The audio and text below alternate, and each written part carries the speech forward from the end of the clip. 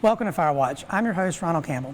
We're on location today at Station 29 on Leesville Road to show everyone Raleigh's newest piece of equipment, our brand new ladder truck. But before we get to this new ladder, I thought we'd take a moment to talk about the history of ladder trucks in the Raleigh Fire Department. And joining us to do that is Assistant Fire Marshal Tim Henshaw. Tim, thanks for joining us on FireWatch yet again. Thanks for having me here today, Ron. All right, so before we show everyone the new ladder truck below us here, tell us a little bit about the history of ladders and tillers in particular in the city of Raleigh. In 1916, 4 years after the department was started, we received our first American LaFrance 75-foot tiller truck. And it served the downtown district where we had narrow streets, tight alleys, and tall buildings. So what makes a tiller truck uniquely qualified to drive in tight downtown areas? Well, a tiller truck is different than a regular ladder truck because it has two drivers, one in the front and one in the back. And what that lets those drivers do is turn the front wheels and the rear wheels, making it very maneuverable to fit down those streets and alleys. Okay, so we bought our first tiller truck in 1916. How did that truck work? That truck worked very, very differently than this one. In fact, that one was spring-loaded, so the ladder was pulled down into the bed with a spring, and a clip was removed, and it would spring up into the full position.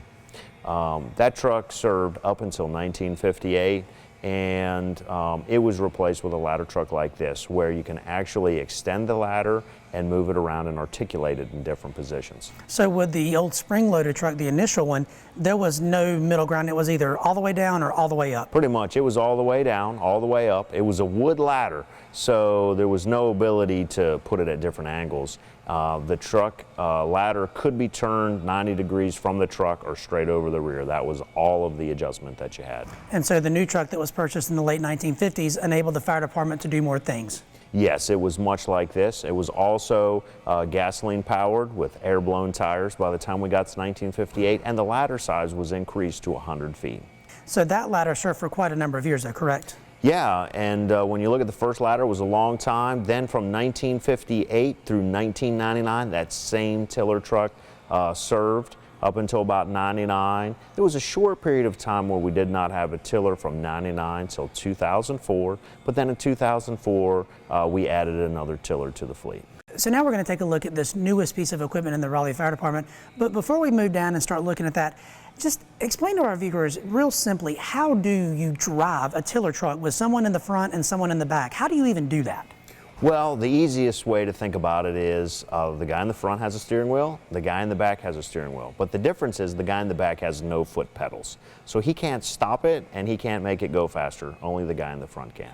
This is accomplished through wireless headsets. They communicate the whole time they're driving. So when they're going down the road, the driver's telling the driver in the back, hey, we're going to go straight. I'm getting ready to make a turn, make a left. So just as he would put the turn ambers signals on to let the other drivers know he's going left or right, he would already have told the guy in the back, we're going left, going right.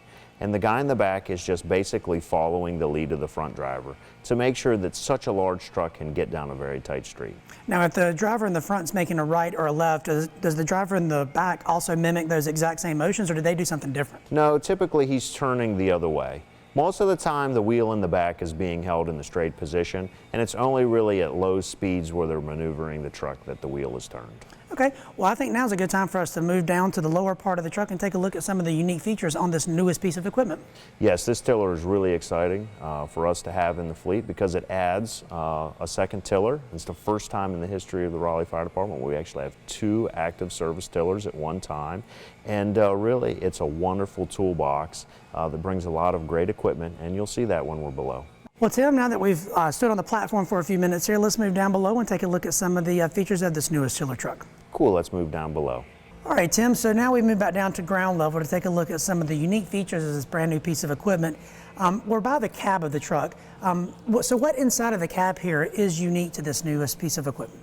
So inside the cab, or what we call the tractor of the tiller, is where the firefighter and the driver rides. And right inside this door is basically the command center for the driver of the tractor. This lets the driver be able to steer the front tires, give it gas, touch the brake, but it also has the controls in it to shift from aerial operations to pump operations. And it also has the headset in here too, right, for him to communicate with the driver of the tiller. Yeah, so what's happening is the driver and the tiller operator are constantly in communication with each other through that headset. They're talking to each other, telling exactly what's happening. Hey, I'm going to go left, I'm going to go right, traffic's slowing, hey, it looks congested. The tillerman's back there about another 40-some feet, so that gives him communication with the driver who's seeing in real time what's right in front of the engine. So Tim, the cab of the tractor is also where the jump seats are for the firefighters, correct? Correct. This tiller truck not only has two drivers, it has firefighters that ride in the back of the jump seat, and those firefighters are the ones who actually perform fire operations, ventilations and things, and they ride right behind the driver in the tractor. And one of the newer features that you actually can't see in the cab of the tractor also, though, is a computer that records the truck's speed, its location, as well as whether or not all the firefighters are buckled in correctly. So that's another safety feature that will make sure that all of our firefighters go home safely to their loved ones, correct? Yeah, our new fire engines that we're receiving are just like your automobiles. They're very, very sophisticated. Front, side airbags, rollover protection, and an onboard computer that tells us exactly what's going on. And not only does that increase our safety, it also increases our ability to do great maintenance, because the computer also records maintenance intervals and reminds us when to change the oil, check the tire pressures, and things like that. And right now we're standing beside the pump panel for the tiller. Why is this such a neat feature? Well, this is such a neat feature because our first two tillers did not have a pump, so they had no ability to pump water at a fire.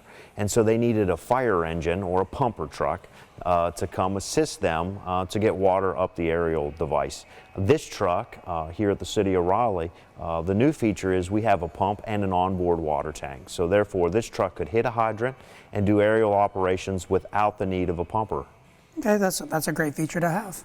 So Tim, I know this isn't unique to a tiller truck because what we're looking at right now is what makes a tiller truck a tiller truck. What is this that we're looking at? Well, we're currently under the turntable beside the gears that make it operate, and we could say for the viewer, this is the hitch.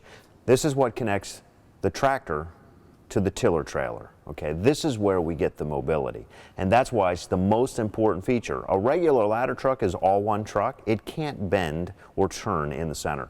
This truck here has the ability to do that, and that is what we're looking at right here. This gear above us is what turns the ladder left and right, but it also, underneath that, is the pin that goes into the tractor to let it be pulled down the highway. So Tim, basically what we're looking at right now here is a feature that all ladder trucks have, is a bunch of compartments with various tools in it, correct? Yes, what you're looking at specifically is the trailer to the tiller. So underneath the ladder, it's a giant toolbox. There's all kinds of compartment doors, and in here we have ventilation equipment, we have overhaul equipment, we have basically anything that you need outside of a hose and a nozzle are in these compartments. So to clean up, to put the fire out, do search and rescue, all of these compartments hold valuable tools for our firefighters. All right, Tim, so now we finally come to the back of the tiller truck, and this is where the tillerman sits, or the person who drives the back. What's unique about this? So what's unique about this is we only have two tillers in Raleigh, and the other ladder trucks don't have the ability to turn the rear wheels. Like we said earlier, to get down those narrow streets, the gentleman in the rear has the ability to turn the steering wheel and turn the trailer independent of the tractor, getting down those tight, narrow streets. Well, Tim, I think this has been kind of an interesting topic for us to cover here on FireWatch, looking at the history of tillers in the Raleigh Fire Department, all the way up to our newest piece of equipment. Maybe now our viewers have a better understanding of what these huge trucks moving down the road are for. Thanks for having us today, and we look forward to showing anyone who stops by the station our new tiller. Which planet are we living on? It's right here. What do you think it would be like to teach? They're all a part of our... Chances are, you have no idea. We're gonna turn on the lights and everybody look up. Teachers today are breaking down obstacles, finding innovative ways to instill old lessons, proving that greatness can be found in everyday places, and that you don't need to be famous to be unforgettable. That's what it's like to teach.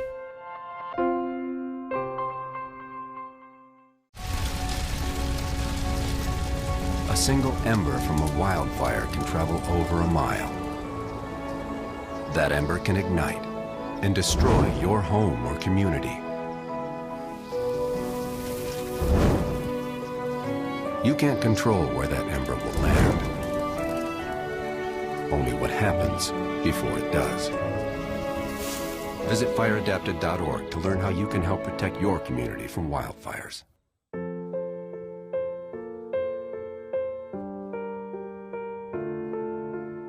This is why you get by on 4 hours sleep.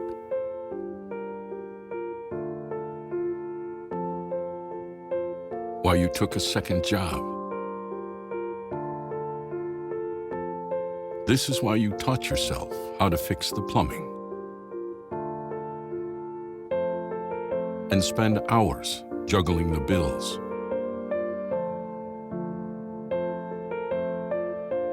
This is why you'll do whatever it takes to keep your home. And that is why we want to help. We are making home affordable, a free government resource that can make paying the mortgage easier. Now more options are available. Call 888-995-HOPE to talk one-on-one with a housing expert today.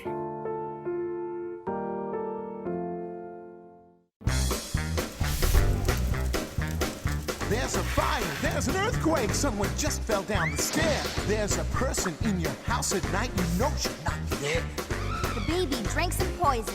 Your grandpa took a fall. It's a bona fide emergency, so who you gonna call? 911, we've got an emergency. Someone call 911. Gotta act with urgency. Someone call 911. You've got to grab that phone and start to dial away. When you hear that voice, my friend, you know they're gonna say, What's your name? What's your number? What's your address? Do you know? Can you describe what's going on? Say where the ambulance should go. Can you stay calm? Can you act fast? You don't have time to wait a while. There's a dangerous situation, so what number do you dial? 911, we've got an emergency. Someone call 911. Gotta act with urgency. Someone call 911. You've got to grab that phone and start to dial away. When you hear that voice, my friend, you know they're gonna say 911. We've got an emergency. There's a fire at 213 Elm Drive. Who am I speaking with, please? This is Lucky Curl. My phone number is 555-1212. Roger that, Lucky. The fire department is on its way.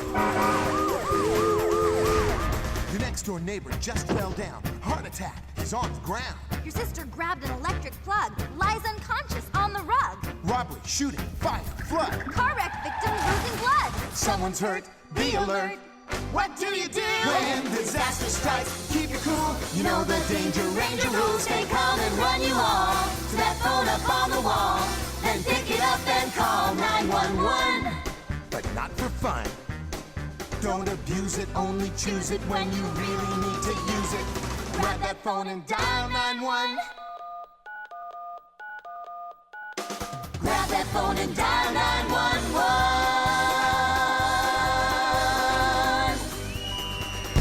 Dial 911. Welcome back to FireWatch. With the holidays upon us, lots of folks like to use alternative methods to cook those holiday meals. Joining us again to talk about some of these methods is Assistant Fire Marshal Tim Henshaw. So Tim, thanks again for joining us on FireWatch. A lot of folks this time of year like to cook using alternative means. They don't like to put things in the oven or on top of the stove. And in front of us, we have one of these methods. Talk to us about it, please.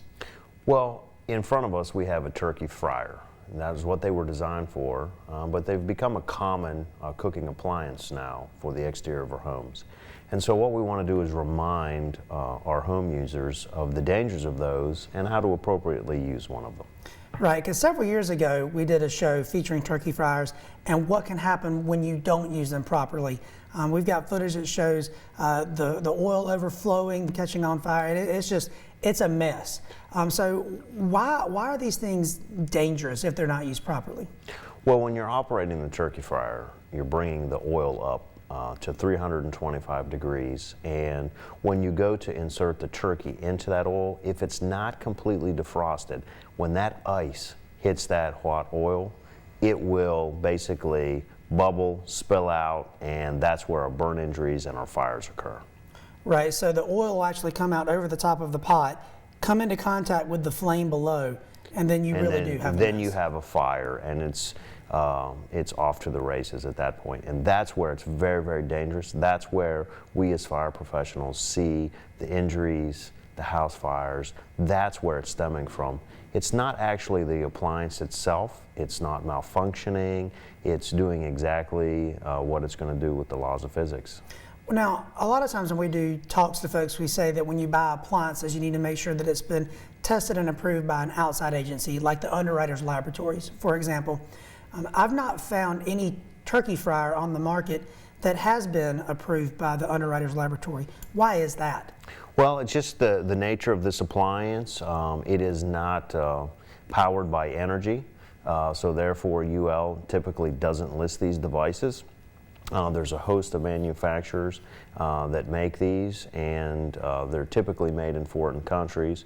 So the regulations are varied and few and far between on these type of appliances. So if we want to try to buy one that's as safe as possible, what type of features should we look for on an appliance? Well, there's all kinds of new features.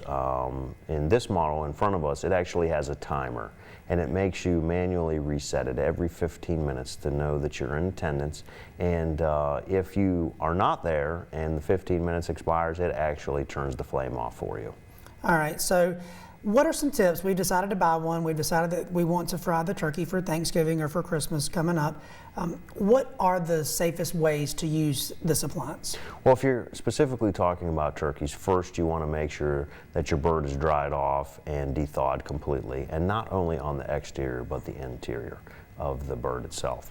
Moving on to the appliance, some of the things that you want to do is make sure that the burner setup is on a non-combustible surface. So we're looking for concrete, gravel, a sidewalk, something that's flat, something that's level, and you're going to be 10 feet or more from the house. We caution you, a lot of times we'll see folks actually put them on a wooden deck and or inside the garage because it's raining or they want to keep it closed, and those are two dangerous places to put them. We're really looking for it to be farther away and on concrete. Okay, and then so we've got it set up, we've got it on a flat surface, non-combustible surface, far away from the house or from our automobiles. I know in some states there have been reports of fires from turkey fryers actually catching automobiles on fire, and then it spreads from the car to the home. So we want to make sure it's away from anything combustible. Anything combustible, yeah. Then what do we do? Okay, so what you're going to do next is inspect the device. If your device is a few years old, make sure that your burner is clean. Make sure that your hose from your tank and the regulator to the device is not frayed, and you want to make sure that it's in good shape. A lot of your home improvement stores will have replacement hoses for you, but if you see cracks or it's brittle, it's not flexible, there could be gas leaking out of there, and you'd want to replace that. And then moving on to the cylinder, you want to make sure that your cylinder has a good valve, it's easy to open and close, and that the cylinder has been hydro tested and is in good shape. And then the most important piece, once we've decided all of that, is to stay in attendance while the cooking is going on. Stay in attendance, yes. What you're looking at when you're cooking a turkey is you want to keep the oil within around 325 degrees for even cooking, but there's also a safety message there. If the burner gets too hot and the oil starts approaching 400 degrees, that's our danger point. All of these burners, gas burners, will be able to heat the oil from 400 to 600 degrees, and you could have ignition, just the oil itself, if you get it too hot. Okay, and it even shows on this thermometer with this appliance in particular that greater than 400 degrees is a fire hazard zone, so that is something to keep in mind. Now, a lot of folks have turkey fryers but don't use them for frying turkeys. What are some other things that you could use it for that don't involve flammable liquids such as oil?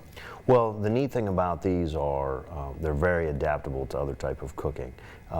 Canning, sterilizing pots, cooking down vegetables, soups and stews are new things that people are finding. Hey, I have this appliance, and they cook them very well. The other thing is a boil pot for seafoods, lobsters. You'll fill it up with water, dunk your seafood in there, and you can do a steam boil that way too. So a turkey fryer is finding its way in daily cooking throughout the year because it's appliance just like your stove or your toaster oven. So we can buy one and not even use it to fry turkeys. We can use it for safer means of cooking. Safer means of cooking, but we do want to, let everyone know that it is a gas burner. So once you light that, any combustible clothing that you're wearing, if it should come into contact contact with the flames.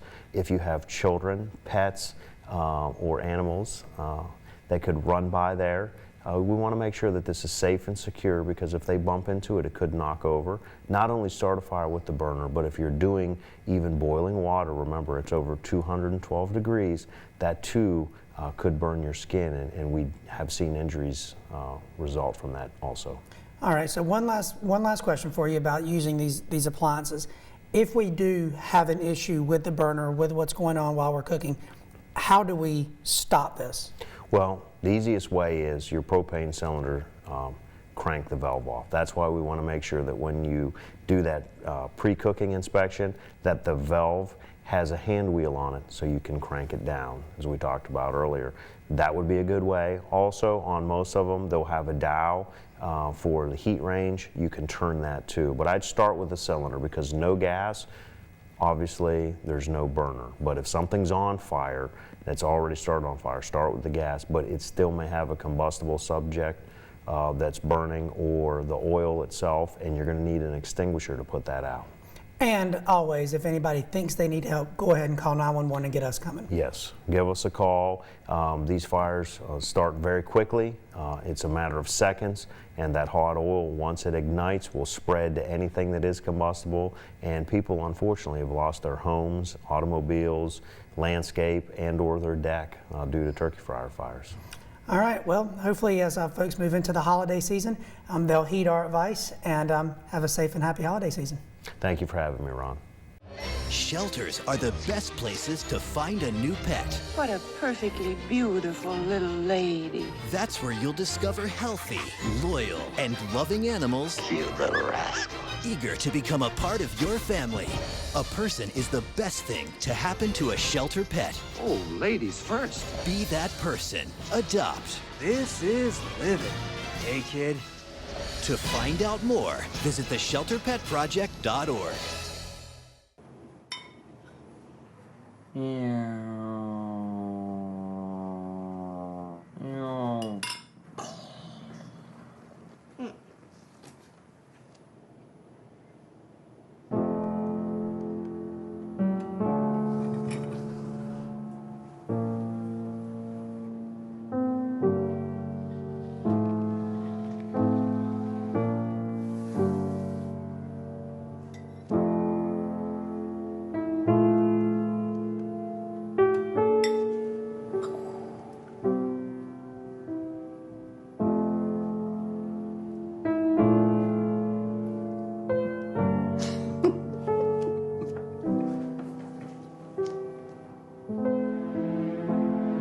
In your new role, we help you help.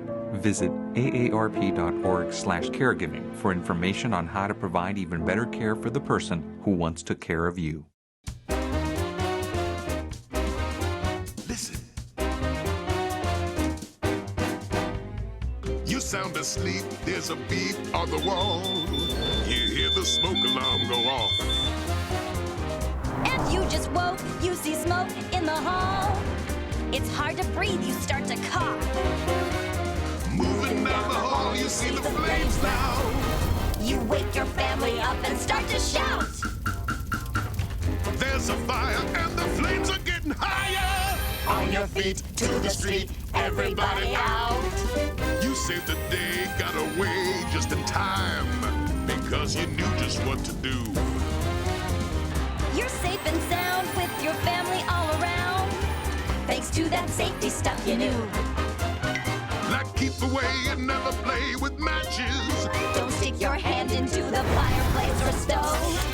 Don't touch those candles in the hall. Don't play with any flame at all. It's true, don't you ever mess around with fire. I'm telling you, kids. Just keep your cool, that's the rule in a fire. Don't wanna panic, keep your head.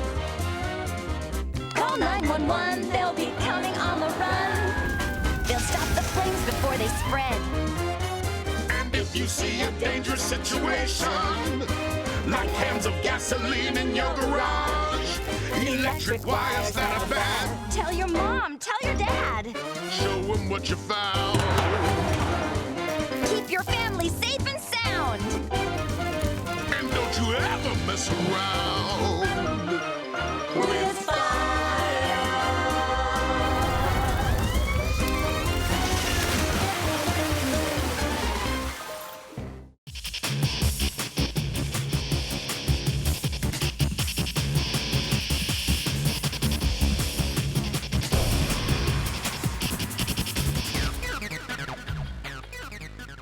The high cost of home heating oil and utilities are causing many Americans to look for alternative ways to heat their homes. Lots of folks are using fireplaces, and those old space heaters are coming out of storage for many of us. And while these means of heating may be acceptable, they are causes for residential fires. If you're going to use these things, you should use them safely. If you're going to use a kerosene heater to heat your home, make sure that it's in good working order and that you only use the fuel recommended by the heater manufacturer. You should never fill the heater while it's operating or hot, and refueling should be done outdoors. If you're going to use a wood stove or fireplace, make sure that it's installed properly and that the chimney has been inspected annually to make sure that it's clean. Do not use flammable liquids to start a fire. And you should make sure that you keep a glass or metal screen in front of the fireplace to prevent embers or sparks from jumping out. And before you go to sleep, be sure the fireplace is out. Never close your damper with hot ashes in the fireplace. If you're going to use a furnace to heat your home, it's important that it's been inspected to ensure that it's in good working order. Leave furnace repairs to qualified specialists. Do not attempt to repair it yourself unless you are qualified. You should never use a range or an oven as a supplemental heating device. And if you're going to use an electric space heater, make sure that you don't overload the outlet and that it's not used in areas where there may be water present, such as bathrooms or kitchens. You should also unplug it or turn it off before you go to bed or leave the room. Finally, you should make sure that every level of your home has a working smoke alarm. Check it every month. You should plan and practice a home escape plan with your family. If you have more questions or would like more information, please contact us at fireprevention@raleighnc.gov.